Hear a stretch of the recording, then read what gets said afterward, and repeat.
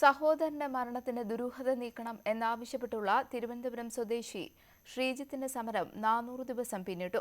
Police custody മരണത്തിൽ നീതി തേടി സെക്രട്ടേറിയറ്റിന് മുന്നിലാണ് ശ്രീജിത്തിന്റെ ഒറ്റയാൾ പോരാട്ടം. 2014 പാറശാല പോലീസിന്റെ കസ്റ്റഡിയിലിരിക്കെയാണ് ശ്രീജിത്ത് മരണപ്പെടുന്നത്. വിഷം കഴിച്ചുള്ള ആത്മഹത്യയെന്നായിരുന്നു പോലീസിന്റെ ഭാഷ്യം. എന്നാൽ മരണത്തിൽ സംശയം തോന്നിയ കുടുംബം അന്വേഷണം ആവശ്യപ്പെട്ട് രംഗത്തെത്തി. ക്രൈംബ്രാഞ്ച് അന്വേഷിച്ചെങ്കിലും സമാന നിലപാടിലെത്തി. ഒടുവിൽ നീതി തേടി പോലീസ് കംപ്ലൈന്റ് അതോറിറ്റിക്ക് മുന്നിൽ. അതോറിറ്റി ചെയർമാൻ ജസ്റ്റിസ് നാരായണക്കുറുപ്പ് പോലീസിന്റെ നിഗമനങ്ങൾ തള്ളി. പോലീസ് മർദ്ദനമാണ് മരണകാരണമെന്നതായിരുന്നു അതോറിറ്റിയുടെ കണ്ടെത്തൽ. കുടുംബത്തിന് നഷ്ടപരിഹാരവും പ്രത്യേക അന്വേഷണ സംഘത്തെ നിയോഗിക്കാനും ഉത്തരവിട്ടു. ഇതിപ്പോൾ ആത്മഹത്യയായിട്ട് എഴുതി മാറ്റിയാണ്.